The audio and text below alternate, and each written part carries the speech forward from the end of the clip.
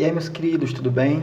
Tio Rui vem aqui hoje para conversar com vocês sobre um pouquinho da história do handebol, onde surgiu, quem inventou e por aí vai.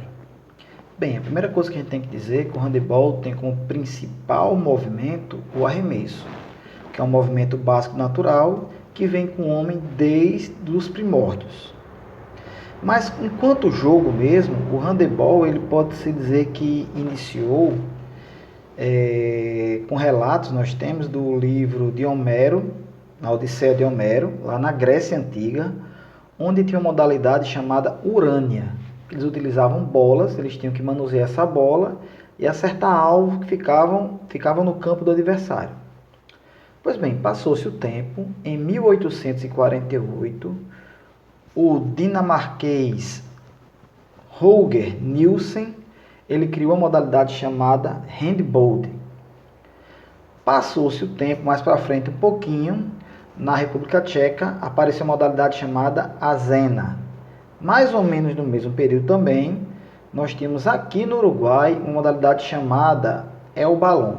Todas essas modalidades se utilizavam das mãos para fazer a pontuação, certo?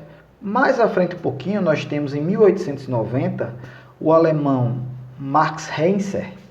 Ele pegou as funcionárias da Siemens e criou um jogo onde elas se deslocavam no espaço para fazer pontos, utilizando a mão. Nesse jogo ele deu o nome de Torbol.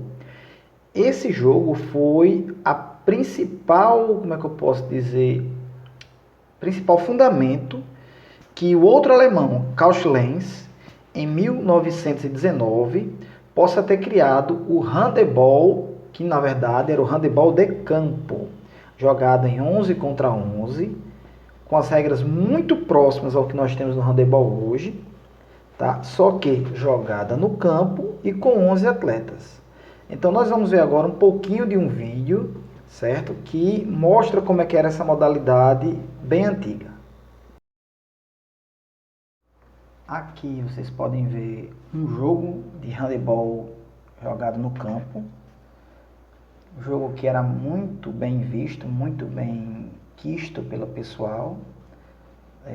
Você pode ver que as regras são basicamente as mesmas do handebol, porém adaptadas a um campo. Você consegue ver uma área que não é a mesma área do futebol, você vê que é uma área arredondada, é a área específica do handebol mesmo. Você tem, ninguém dá mais do que 3 passos com a bola na mão. O arremesso é feito de forma normal. Outra diferença que nós temos também é a trave, que é bem maior, né, que é a trave utilizada até no futebol. Então você vê que os goleiros até utilizam as técnicas do goleiro de futebol mesmo, saltando para fazer defesa, olha aí. Então é bem interessante você ver essa situação aí. O arremesso saltou para fazer o arremesso, o goleiro foi lá, fez a defesa e tal. Então é basicamente isso, um jogo onde teve poucas alterações para a quadra nesse sentido.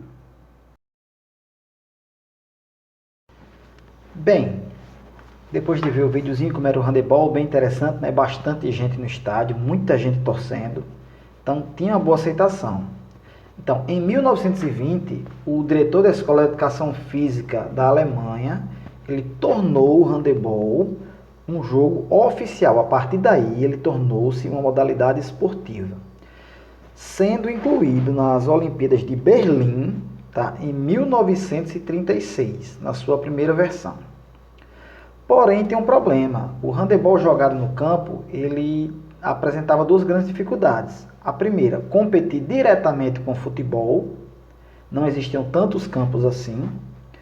E, em segundo lugar, no inverno, época de frio, as pessoas queriam jogar o handebol, mas não tinham espaço adequado. Daí surgiu uma grande alteração. O handebol, ele pegou a ideia de outro esporte, pegou lá ideias do azena e jogado em 7 contra 7 se formou o handebol de salão, que a partir de 1972, ele entrou nas Olimpíadas já em Munique, jogada na quadra e apenas pelos homens. Em 1976, finalmente o handebol ele ganhou um aspecto dos dois naipes, masculino e feminino, quando ele entrou na Olimpíada de Montreal e era jogada tanto por homens quanto mulheres. E a partir daí o handebol nunca mais saiu do programa olímpico. Na próxima aula nós vamos conversar um pouquinho sobre o handebol de areia, onde surgiu, como evoluiu, onde estamos hoje na modalidade no Brasil. Tá ok? Beijo do tio Rui, até a próxima.